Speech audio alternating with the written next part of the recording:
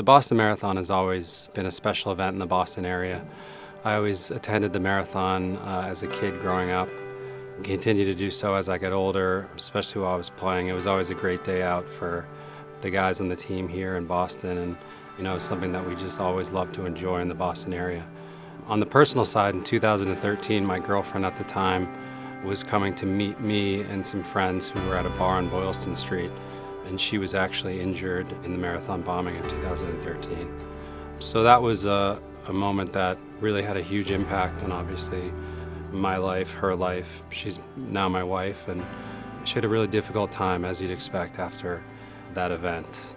So she, through her recovery, made a pledge to herself to run the marathon herself, and did so the following year, which was very inspirational. And now, with this being the 10-year anniversary of the bombing, I felt like it was a really great opportunity to honor both her and her recovery and her experience, and as well as all the other victims of that day. When I had the opportunity to run, it was a no-brainer for me to take that opportunity. My wife and I became really good friends with a young lady named Victoria McGrath, who was part of my wife's survivor group after the bombing in 2013. She tragically passed away in a car accident a few years later, and her family started what is now called the Victoria McGrath Foundation.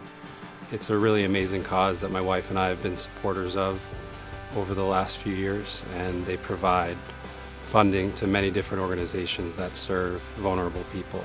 So that includes special needs children, it includes military veterans, a number of different causes for underserved and vulnerable people. So it's a really great organization. I've had some great support from friends, family, and the greater Revolution community in the fundraising efforts, and really appreciate all that support for a great cause.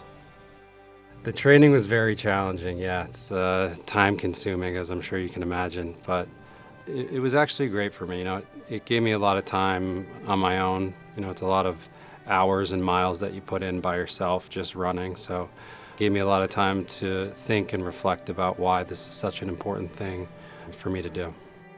It's definitely going to be an emotional moment for me. I've put a lot of physical and psychological energy throughout this whole process. So it's going to be a really celebratory moment for my family, myself, and to be able to raise money for a great cause as well is the cherry on top. So I'm really looking forward to it.